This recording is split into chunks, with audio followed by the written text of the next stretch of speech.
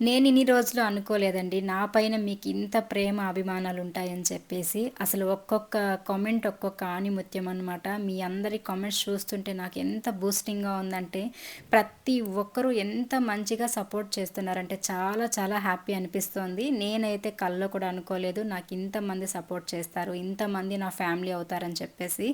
అసలు ఎంత మంచిగా నాకు బూస్టింగ్ ఇస్తున్నారంటే థ్యాంక్ యూ సో మచ్ అండి. మీ అందరికీ కూడా పేరు పేరున నా కృతజ్ఞతలు చెప్పుకుంటున్నా. మీరే గనుక నాకు ఇంత మంచి సపోర్ట్ ఇవ్వకపోతే అసలు నేను ఇప్పుడు వీడియోస్ పెట్టే మైండ్‌లో కూడా ఉండేదాన్ని కాదండి. అసలు వీడియోస్ పైన శ్రద్ధే లేదు. బట్ మీరందరూ కూడా వీడియోస్ పెట్టండి, మీరు మైండ్ డైవర్ట్ చేసుకోండి అన్నందుకే నేను ఇష్టం లేకపోయినా కూడా వీడియోస్ పెట్టగలుగుతున్నానంటే మీరందరూ ఉన్నారనే ధైర్యంతోనే.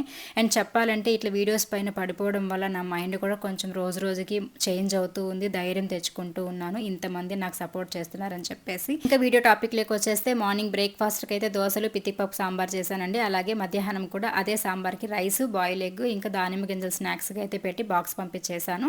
సో ఫుల్ వీడియో టైటిల్ కింద లింక్ ఇస్తాను చూడండి. వాళ్ళు ఎవరైనా చూసి నచ్చితే ఒక చిన్న లైక్ ఇచ్చి నన్ను ఇలాగే సపోర్ట్ చేస్తారని కోరుకుంటూ థ్యాంక్ యూ.